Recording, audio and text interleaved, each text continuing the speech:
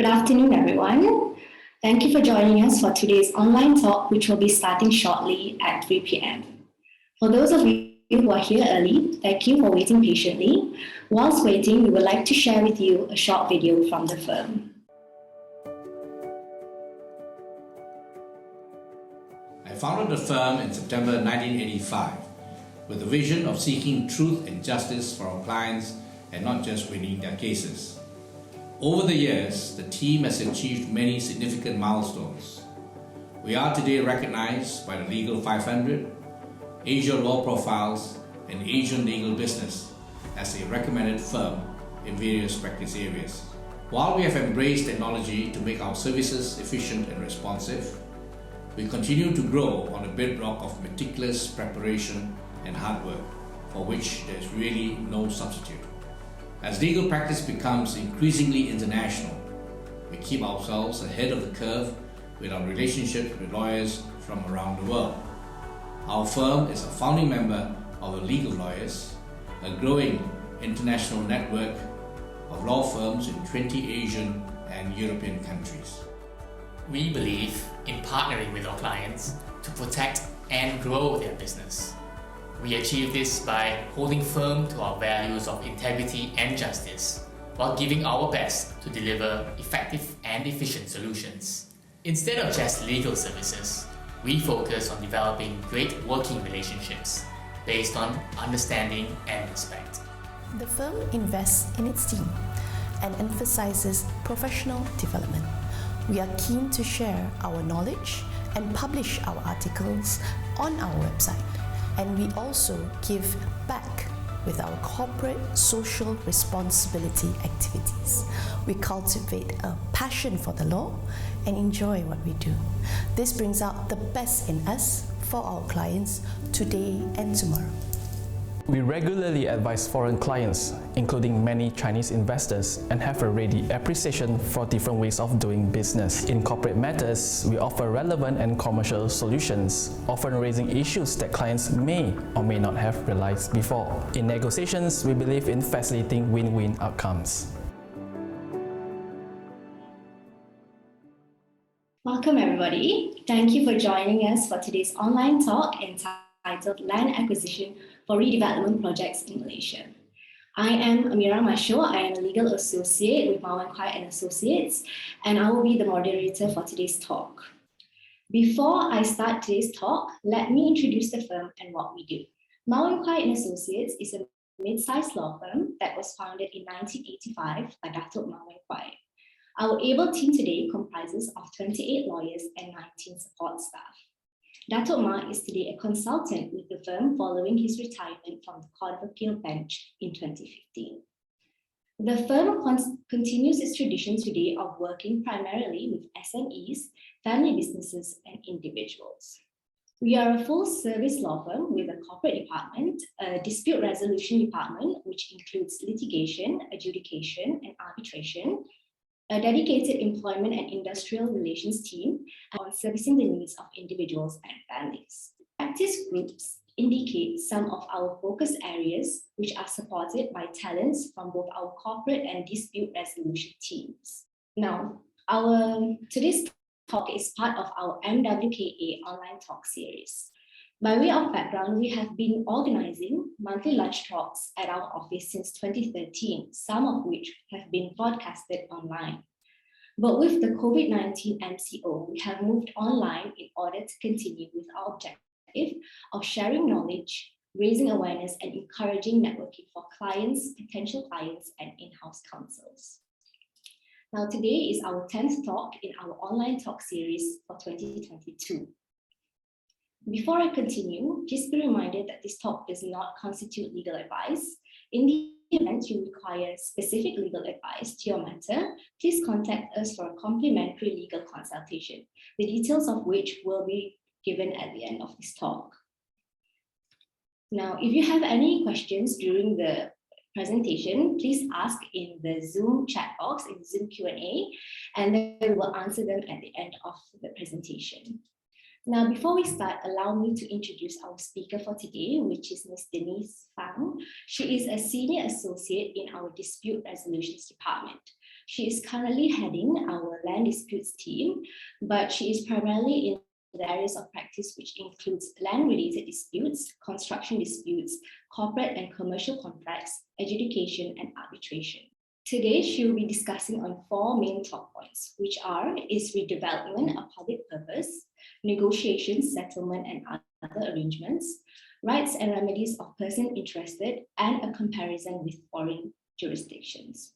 Now, without further ado, let me pass it on to Denise. Over to you. Thank you for the introduction, Mira. Good afternoon, ladies and gentlemen. Welcome to our online talk series. Thank you for joining me this afternoon. So today we are going to talk about land redevelopment in Malaysia. And specifically, these are the 4 top points that I'll be covering. So these are the 4 top points for today. And the first one is redevelopment a public purpose. Now, I'm sure everybody has an sort of like an answer in your head, but if you have not, we'll address this question and come back to discussion at the end of our slides once I give you a brief introduction and also the position of the Malaysian law on redevelopment. Second point, negotiation, settlement, and other arrangements. Thirdly, rights and remedies of persons interested. And the last one is comparison with other foreign jurisdictions. I'll cover the acquisition laws or redevelopment laws in Singapore, Hong Kong, and India. These are the primarily Asian countries. Now, when we talk about purpose of land acquisition and whether or not redevelopment is a proper public purpose, we need to look at Section 3 of the Land Acquisition Act, which states 3 sub 1 actually. Sub 1A, for any public purpose, this would include road widening and etc. Acquisition for setting up, for example, your electricity cables, even, for example, the Hulu Langat water dam. Okay, so these projects are brought primarily for the benefit of the public. So hence, this would fall under 3 sub 1A, which is for any public purpose. Now, 3 sub 1B, for the benefit of economic development of Malaysia or the public by any person or corporation. Now, 3 sub 1B is slightly different. So these projects are not carried out by the government or government-linked organization. So a developer can actually apply to the state authority to acquire land under 3 sub 1B. And then last one, C, it doesn't state whether or not it's by the government or for a private project, but C covers acquisition for mining, residential, agricultural or industrial purposes, or any combination. So based on these A, B, C, sub A, sub B, sub C, it would seem that the purpose of acquisition is confined to these. But the terms used, for example, economic development, is left rather vague, or so to speak, to allow. So whether or not a project is for the benefit of economic development, we can somewhat argue on that. So hence, there are challenges in court on whether or not purpose of land acquisition is fulfilled. And then there is also your constitutional right to property, which is under Article 13 of the Federal Constitution. So sub 1 says no person shall be deprived of property, which means that I can own property, save in accordance with law. When the word law here is used, it refers to the Land Acquisition Act. Okay, then sub 2, no law shall provide for the compulsory acquisition or use of property without adequate compensation. Now, it says that no law shall be applied for the compulsory acquisition unless the adequate compensation is awarded. So in our Land Acquisition Act, there are certain criteria and provisions on how compensation should be awarded during a land acquisition, which is why the Land Acquisition Act is constitutionally valid and is not in contravention of Article 13. So that's what Malaysia has been practicing all this while. Yeah? When we talk about redevelopment in Malaysia, so some redevelopment projects in the past is Kuala Lumpur City Centre, which is our KLCC Twin Towers. Formerly, this was actually Kuala Lumpur Race Course. It was actually a horse racing course. Some of you might recall or have been to that race course would remember that before KLCC was built, there was a former horse racing course there. And the second one, KL Central, with the malls and the train stations, it was formerly the KTM Berhad Workshop and Depot. The third redevelopment project was the MRT2 Ampang Park Station. This was in 2012. This one is more recent, yeah? Which is formerly the Ampang Park Shopping Center. And this is the latest one, Lalaport. If you guys have been to, I actually just visited last month. So Lalaport is now a new shopping complex near Times Square in KL. And it was formerly the Pudu jail with the very artistic art on the jail walls. So these are the past redevelopment projects we have seen in Malaysia. Now, out of these 4 redevelopment projects, actually, you will notice that only one project had more objections against, which is the MRT2 Ampang Park Station, formerly the Ampang Park Shopping Centre. So the shop owners of Ampang Park Shopping Centre, or the owners of the units in that shopping centre, actually objected to the acquisition. And I'll come to the case later. But just a point to note that the first and second and maybe third didn't receive that much of an objection because KL Racecourse was owned by a private entity. KTM Berhad is a government-linked corporation, and Pudu Jail was, of course, government property. So depending on who is the owner of the property that is being redeveloped, so then different issues will arise, which has to be addressed. Now, the most recent one, which is currently ongoing, is also the Kampong Baru redevelopment in KL. And this acquisition is a very large project. And in fact, Parliament has actually passed an act just for the redevelopment itself. And it's the Kampong Baru Development Corporation Act 2011.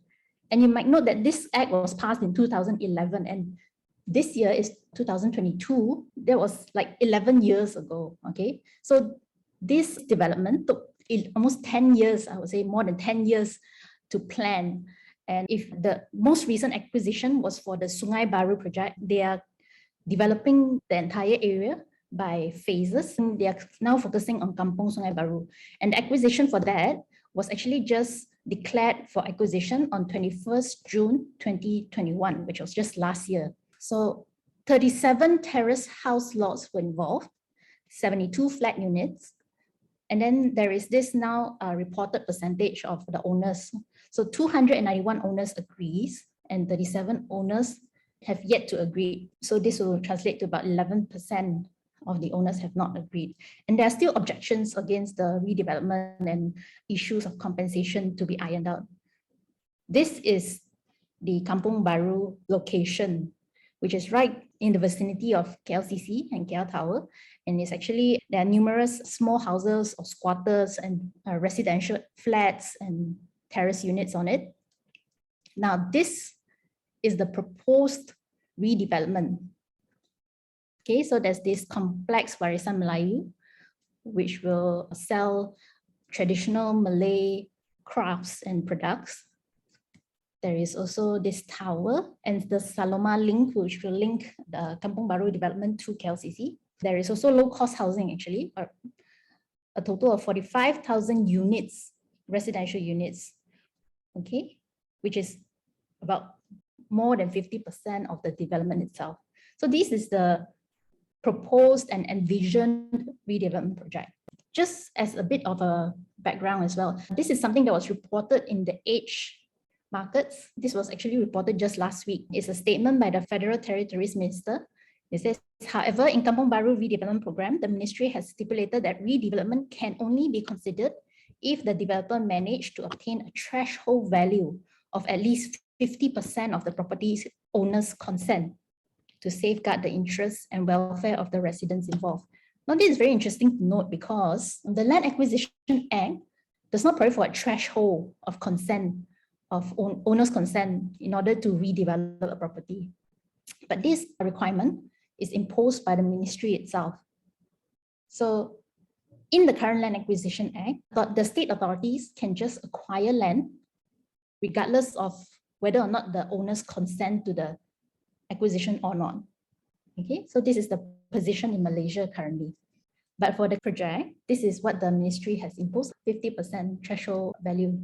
I'll come back to this threshold value later when we compare with other foreign jurisdictions, but just something to note. Next, I want to discuss alternatives to compensation. You remember the 4 examples that I gave in the beginning? Sometimes the Land Acquisition Act is triggered, and sometimes redevelopment can go on without utilizing the Land Acquisition Act. Okay, if the Land Acquisition Act is applied, then owners have the right to claim for compensation, they will appear before the land administrator, submit their claims, land administrator will deliver an award, and if you're not happy with the award, you can make an objection, and your case will be referred to the High Court judge, okay? And the High Court judge, sitting with two assessors, will determine the compensation that should be paid. But that is on an issue of compensation. Alternatively, if the Land Acquisition Act is not resorted to, there is also, nowadays, this is what is currently practiced, offers by authorities or developers. So normally the developers nowadays will offer the owners replacement houses in order for them to relocate to another place while they redevelop the land. They will also maybe offer an option, or for example, in the Kampong Baru case, they will offer you ownership of a different unit after the redevelopment. Maybe, for example, just now I mentioned 45,000 residential units. So some developers would offer a unit to the owners in lieu of compensation as part of your compensation package. So these are replacement houses, transit and rental homes, which they'll provide alternative home for while the redevelopment project is ongoing, depending on how long the redevelopment project will take, maybe 3 years, 5 years, or 10 years, the cost will be borne by the developer. Relocation costs, some businesses or bigger residential accommodation would need higher relocation costs. That's something that can be included in the offers. And lastly, monetary compensation. The developer can also offer a certain amount of monetary compensation for the redevelopment project. And if this offer is accepted by the owners and residents, then once they have all the owners' agreement, then they can proceed with the redevelopment project. Of course, these offers would be finalized only after negotiations between both parties. So developers will give an offer, and if the owners would want something more, they would have to enter into negotiations. Once everything is agreed, they will have to enter into a settlement agreement to set out the terms agreed between both parties. An example that I can show you all is this mutual agreement for the supposedly acquisition of Jalan Sultan. This was in, I think, 2012, yeah. If some of you can recall, this is when the MRT2 project was ongoing. So MRT wanted to acquire underground land. They wanted to build the MRT alignment underground, but there was this objection by the owners that it would affect their buildings on the surface of the grounds. So MRT then wanted to acquire those buildings. However, then the owners and MRT decided to enter into a mutual agreement. So there was no land acquisition here. So the owners allowed MRT to build the underground alignment tunnels, and the owners got to keep their buildings with certain other terms. So this mutual agreement is private and confidential. We don't know specifically what are the terms, but the fact that there was a mutual agreement is there. So shophouse owners signed mutual agreement. There were 20 properties in Jalan Sultan affected by the MRT. So issues concerning land which resulted in the alignment of MRT Sungai Buloh Kajang line running beneath KL's Chinatown has been resolved, and the properties will not be acquired by the government. So this is what was reported in 2013. Just something to highlight the second paragraph, the remaining 3 properties whose owners did not sign the mutual agreement were acquired under the Land Acquisition Act 1960. So if you do not agree, if the developer and the owners can't come to a mutual agreement or settlement agreement, then the Land Acquisition Act would come in. Property Lok An Hotel, which is a very iconic hotel in KL, was acquired because the owners could not reach a mutual agreement with MRT Corp. And there was a disagreement on the quantum of compensation to be paid. So when parties cannot reach an agreement, the case goes to court. Okay. Now, rights and remedies of persons interested. Persons interested in the land itself, and this includes the landowner, the tenant, any beneficiaries, or if the land is held under trust, any beneficiaries, or any person who have any interest in the land. So they are called persons interested. When land is acquired under the Land Acquisition Act, there are 2 high court proceedings that may result, that can be accessed by the persons interested if they want to object. So the first one is judicial review proceedings, which is to challenge the authorities' decision to acquire the land. So they don't want the authorities to acquire the land. They want to maintain ownership of the land. So this is judicial review.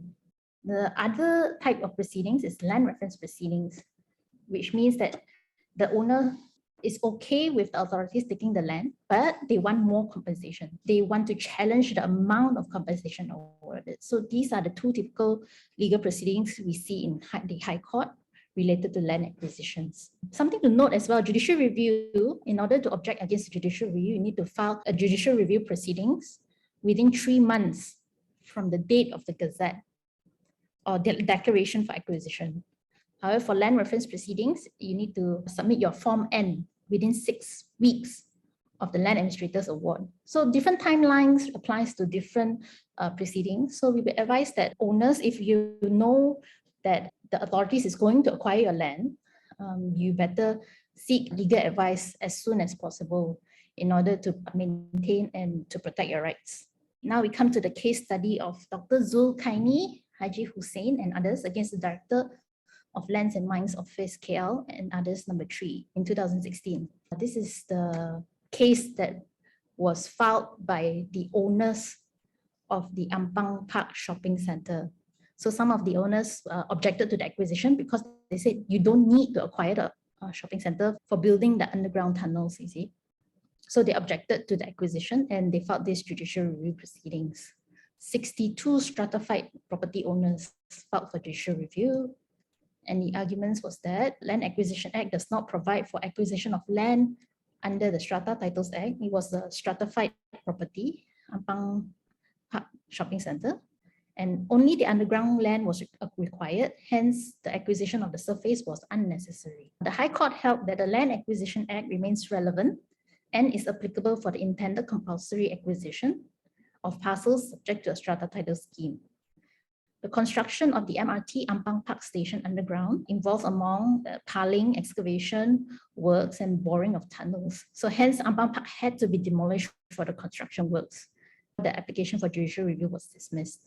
Now the Court of Appeal, because landowners were not satisfied, they appealed to the Court of Appeal. The Court of Appeal upheld the High Court's decision, and they said that it stands to reason that although MRT line would run underground substantially, total work would still have to commence and proceed from above ground. We also do not see any mala fide or bad faith on the part of the decision maker in coming to its decision in compulsorily acquiring the appellants and their properties. So this is one of the Malaysian cases that were reported on redevelopment projects and was not successful. Redevelopment in Malaysia is currently gaining traction. Previously, not so much because Malaysia has a lot of land. But now, in order to invigorate like urban areas such as KL, redevelopment is a more popular option nowadays, I would say. In Malaysia, there are really not many redevelopment laws, or none actually. We usually resort to is the Land Acquisition Act. Now, in foreign jurisdictions, for example, Singapore, if you look at this Singaporean case of Vasco Enterprises, Private Limited against So Siang Wai. The appellant was the owner of Stamford House. So Stamford House is this very nice British colonial building. Stamford House was acquired under the Land Acquisition Act. This is the Singaporean Act in 1973. The landowner continued to occupy Stamford House. So after the acquisition, they still continued to occupy the building and refused to move out. The authorities issued a summons for unlawful occupation. And at that point, the authorities wanted to put this building up for open tender for preservation, to invite parties to bid for the conservation and preservation of the building. So now the landowner actually challenged the decision to acquire and said the acquisition was made for improper purposes and in bad faith. The true purpose was for profit because it was an open tender and not for redevelopment. Hence, the acquisition of Stamford House was null and void on public law grounds, specifically illegality and irrationality. So this was the case before the court, and this case went all the way up to the Court of Appeal, which held that the Urban Redevelopment Authority Act 1989. So Singapore has this Urban Redevelopment Authority Act, but Malaysia doesn't. So in Singapore, they defined the term urban redevelopment as the construction, reconstruction, extension, repair, alteration, change of use of a building. So the Court of Appeal said this is wide enough to encompass the purpose of preservation or conservation of a building. And the Court of Appeal further held that there was no evidence that the government had acquired the building in order to make a profit rather than to carry out urban redevelopment. The owner had to be evicted from Stamford House, and the government took over Stamford House and for conservation and preservation purposes. Now, a little bit more details about the Urban Redevelopment Authority Act in Singapore. So this act establishes the Urban Redevelopment Authority, which is a statutory body, and its function is to prepare and execute proposals, plans, and projects for the clearance, development, and redevelopment of land. Now, this is a very special body that handles redevelopment of land in Singapore. In Malaysia, there's no such authority, but something similar would have been in the example that I gave earlier, the Kampung Baru Development Corporation Act. So in Malaysia, we have enacted a specific act for a specific redevelopment project. However, in Singapore, this Urban Redevelopment Authority Act would govern all redevelopment projects. So the scope in Singapore is much wider than the Kampung Baru Development Corporation. So whether or not this Kampung Baru Development Corporation Act in Malaysia is a foreshadowing of establishment of an urban redevelopment authority in Malaysia, it might be somewhat, but their functions are similar, but just the scope or the redevelopment project now is slightly different. Okay, so now in the Urban Redevelopment Authority Act in Singapore, there is also this very interesting provision that imposes a requirement. Oh, sorry, this requirement is not in the act itself, but this requirement is imposed by the authority, the URA, Urban Redevelopment Authority. They impose this requirement of at least 80% of owners' consent or applications is required to redevelop a strata title development with a view for collective sale. So in order to sell an existing strata title development, for example, there's a condo, you need to get at least 80% of the owner's consent in order to sell the condo for redevelopment purposes. And this 80% is based on the share value of the development, and for more than 10 years old. If the development is more than 10 years old, it's 80%. And if the development is less than 10 years old, it's 90%. So different percentages for depending on the age of the development. This is currently the position in Singapore. Then in Hong Kong, similarly, Hong Kong has the Urban Renewal Authority Ordinance, which establishes the Urban Renewal Authority, also URA, to undertake, encourage, promote, and facilitate urban renewal of Hong Kong. So both Singapore and Hong Kong, given that the size of the country is smaller, much smaller, their laws on redevelopment is actually much more advanced. And these authorities, URAs, governs the redevelopment of the countries. URA can apply to the Secretary for Development, requesting the Chief Executive in Council to compulsorily purchase. So this is something similar to our Land Acquisition Act. The rest of the properties, once a threshold of not less than 80% has been acquired. In Hong Kong, for example, if developers want to redevelop this flat, they have to obtain 80% of the flats. So if you've seen some Hong Kong dramas, sometimes the developers will hire these thugs to go and threaten the residents to agree to sell the units to the developer. This sort of threshold kind of gives rise to this type of possible situations. So once the developer owns 80%, then the rest can be compulsorily acquired. If this 80% is not achieved, then the redevelopment project can't proceed. Okay, so this is the situation in Hong Kong. There is also the Land Compulsory Sales for Redevelopment Ordinance. Similarly, it lays out once a private developer has acquired 90% of the properties, or the URA has acquired 80% of the properties in a redevelopment project, it can either negotiate a mutually agreed price for the remaining titles with the property owners or seek land resumption, which is basically land acquisition by the government. Now in India, they have passed this new Land Acquisition Resettlement and Rehabilitation Act. This act actually imposes further criteria. For example, it requires a social impact assessment to be made before a redevelopment project. Rehabilitation and resettlement schemes is to be prepared by the administrator. And it establishes a Land Acquisition, Resettlement and Rehabilitation Authority. Again, it establishes a new statutory body to look into resettlement and rehabilitation of the affected owners. Now, on the issue of consent, it provides that no consent from owners is required for land acquired for public purposes. So it has a distinction on this. If the land is acquired for public purposes, you don't need consent. But if the land is acquired for private companies, then you need 80% of affected consent of the 80% of affected families, and 70% if the project is a private public project. So there are still a certain threshold to meet if the project is not for a public purpose. So now we come back lastly to Malaysia's situation. Is redevelopment a public purpose? Arguably, in Malaysia, yes. And can a person interested in the land challenge an acquisition for redevelopment purposes? And my answer to that is it depends on the facts of the case, whether or not there's enough evidence to show bad faith. For example, we looked at Basco, the Singaporean case of Basco on Stamford House. There was also actually a client that came to us with a almost similar problem. So this client had lands in Penang, agricultural lands, and the Penang government was going to acquire these lands for a commercial project. And the Penang government was also already opening tender while acquiring, is opening tender for private contractors and developers to apply for the redevelopment project and to purchase the lands. The government compensated our client at agricultural value.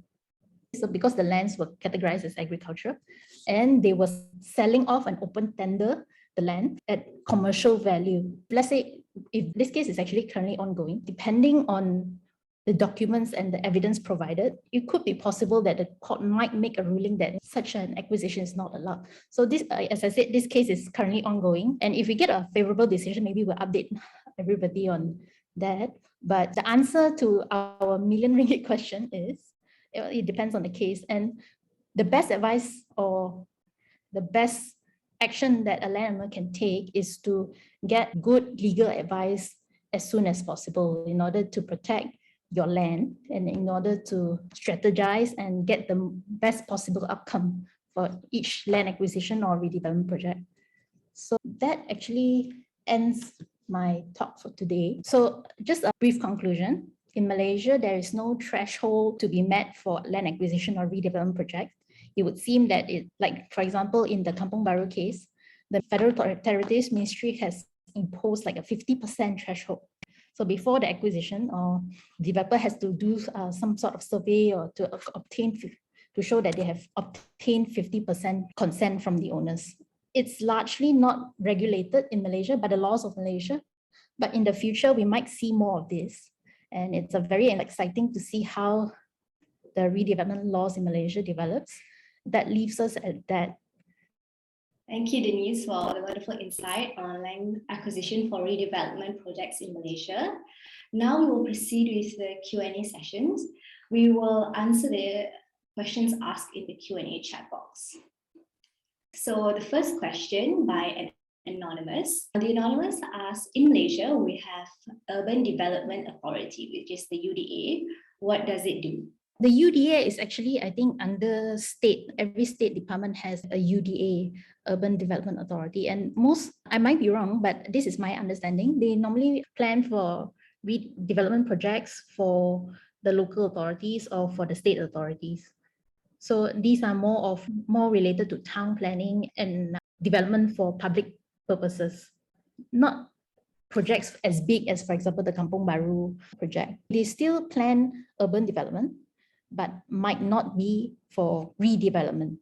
They might just be planning normal development of, for example, a village or an agricultural piece of land, etc. And just to increase or to develop, basically develop the country.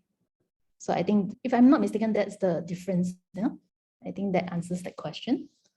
Okay, thanks, Denise. Moving on to the next question asked by Wee. He asked, hi, Denise, you mentioned judicial review application to challenge land acquisition needs to be filed in within 3 months from the Gazette date.